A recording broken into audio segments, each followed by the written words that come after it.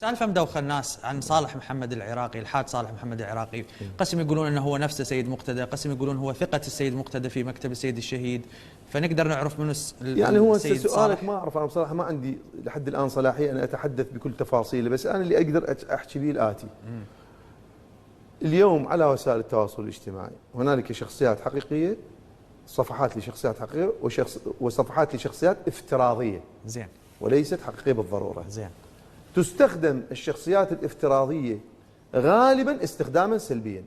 يعني اليوم هاي الصفحات، هاي الجيوش الالكترونيه متمام ولا كلها صفحات وهميه، يعني مو باسم شخص محدد، اسم شخص حاطيه وجود صوره وما الى ذلك. والبعض هم يختار يلعب على، يعني خلينا نقول الامور العاطفيه، يجيب صفحه يعني انثى ويحط صوره حلوه ويحصل اصدقاء وبعدين يقلب ويحولها الى صفحه سياسيه وهكذا.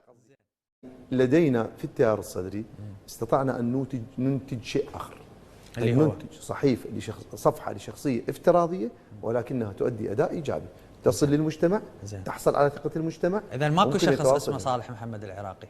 ولا انا اقول لك شخصيه افتراضيه، ماكو هيك شخص. انا اقول لك شخصيه افتراضيه. ممكن يكونون مجموعه اشخاص.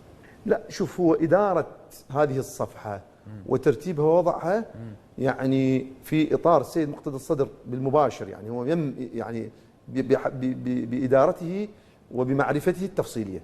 هو يطلع على كل ما ينشر في هذه الصفحه. يعني اقدر اقول الاغلب منها، يعني واضح، لانه هنالك يعني سماحه السيد مقتدى الصدر، بس انا كناطق رسمي ما التقي به قبل كل لقاء ارد احكي به. يجوز مرات اشهر، 3 اشهر 4 اشهر 5 اشهر ما اشوفه، لكن اكو ضوابط عامه اطر واضحه.